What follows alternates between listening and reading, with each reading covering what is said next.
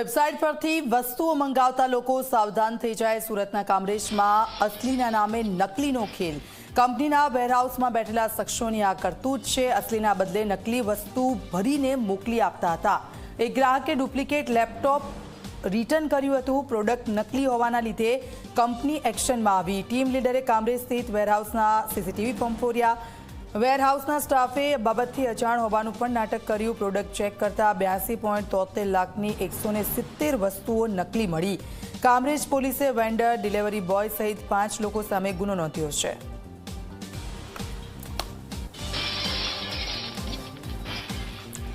તો આપ જુઓ, અસલીના નામે નકલીનો ખેલ અહીંયા ચાલતો હતો ને આખરે એ વ્યક્તિ છે કે જેણે રિટર્ન કરી વસ્તુ અને ત્યાર પછી તપાસ કરવામાં આવી। સીસીટીવી ચેક કર્યા ત્યારે આ સમગ્ર બાબત પરથી પડદો ઉચકાયો છે। પ્રોડક્ટ ચેક કરતા 82.73 લાખની 170 વસ્તુઓ મળી આવી છે। સંદીપ અમારી સાથે ફોનલાઈન પર જોડાઈ ગયા છે, અમારા સંવાદદાતા। સંદીપ, કેટલા સમયથી આ અસલી નકલીનો ખેલ ચાલતો હતો ને હવે પોલીસ તરફથી શું કાર્યવાહી?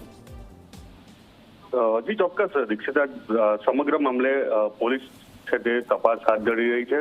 મહત્વની વાત એ છે કે જે ઓનલાઈન ઓર્ડર આપી અને જે ખરીદી કરતા હોય છે તે લોકો માટે આ ચેતવણીરૂપ કિસ્સો છે। કારણ કે જ્યારે ઓનલાઈન પ્રોડક્ટની ખરીદી કરતા છે ત્યારે ખાસ જે તકેદારી રાખવાની હોય છે તે બાબતે પણ સામે આવ્યું છે। મહત્વનું છે કે જે ફ્લિપકાર્ટના વેરહાઉસમાં બેઠેલા શખ્સો જ આ જે અસલી પ્રોડક્ટ છે તેને કાઢી લેતા હતા અને પેકિંગમાં ડુપ્લિકેટ વસ્તુ ભરીને ગ્રાહકોને મોકલી આપતા। એટલે કે કહી શકાય કે જે રીતે ડુપ્લિકેટ વસ્તુ આપવામાં આવતી ત્યારબાદ તેની ફરિયાદો કરવામાં આવતી હતી।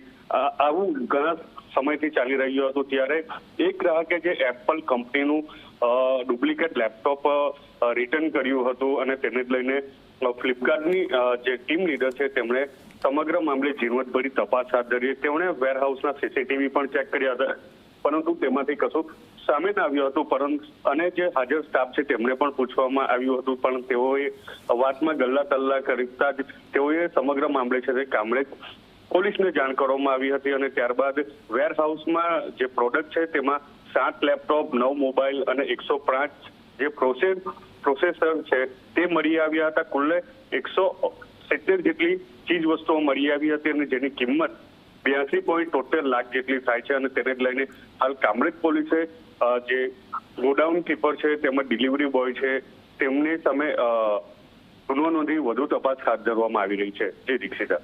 બિલકુલ, આભાર સંદીપ સમગ્ર વિગત બદલ।